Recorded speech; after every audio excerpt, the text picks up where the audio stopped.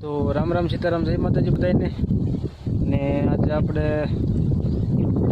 આ જે જીસીબી હાંકેલું છે એ ગટરમાં આપણે મૂળિયા કાપવાના છે. એટલે લીમડાના મૂળિયા છે તો આ રીતે મૂળિયા છે એ બધા કાપવાના છે. આખી ગટરમાં લાગત મૂળિયા છે બધા. તો આ મૂળિયા કાપીને પાણી હાલે એવું કરવાનું છે, નકર ઘાહો ભરાય તો પછી ગટર છલકાય. એટલા માટે મૂળિયા કાપવાના રહેશે આજે.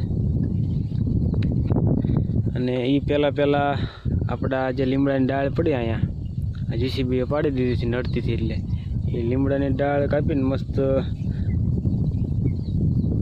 બળતણ લઈ લેવાના રહેશે આ બાજુ. બાકી તમે જોઈ શકો છો ગટર ઊંડી છે ઘણી. મૂળિયા મસ્ત કાપીને કમ્પ્લીટ કરી દેવાના છે, એટલે પાણી કે ભરાય નહીં અને ગટર આપણી છલકાય નહીં. તો આજે એ કામ કરવાનું થશે. તો ચાલો ટાટા પરનું કામ કન્ટિન્યુ કરી દઈએ.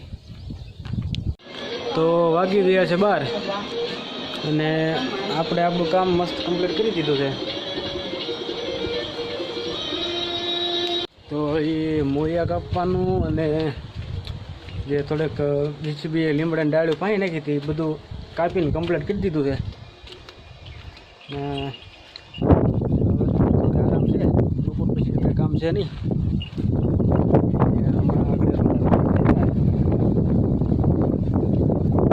બાકી વાદળા જોવા નીકળ્યા છે.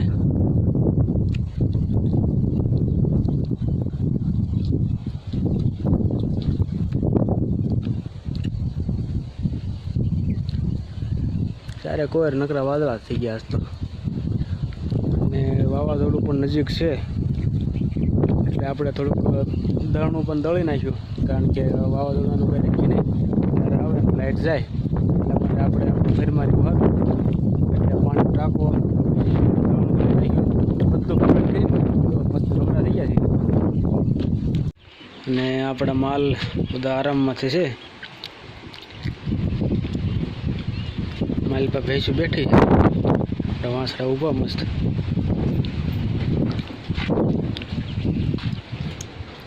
વાંસડાને આરામ છે, હમણાં કાંઈ કામ છે નહીં.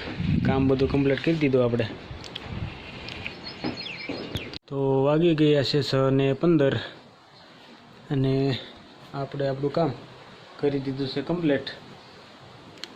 બધા માલને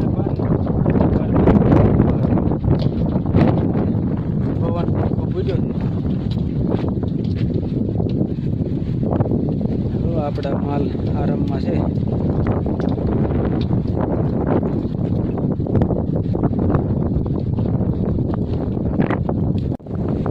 ને આગા વાદળા દેખાય છે.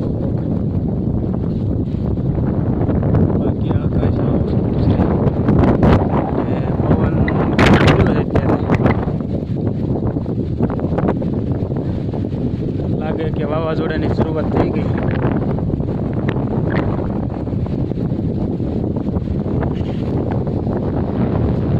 વાવાઝોડું આજકાલમાં લગભગ બહાર નીકળશે ખરું દરિયામાંથી. હા, એ પહેલાં ઝપટું દેશે પવન.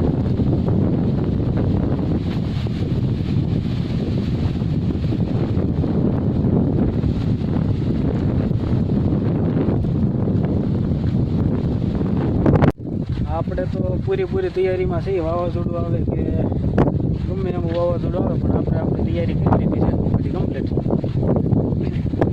એટલે વાંધો નહીં આવે. પછી જોઈએ કેવો પવન છે આમાં સાથે રહે. તો જો હમણાં ભેંસ ધોવાનો ટાઈમ થશે ને ભેંસ ધોઈને જવાનું છે દૂધ ભરવા. ને કાલે જવાનું છે આપણે મા મોગલધામ ભગુડા.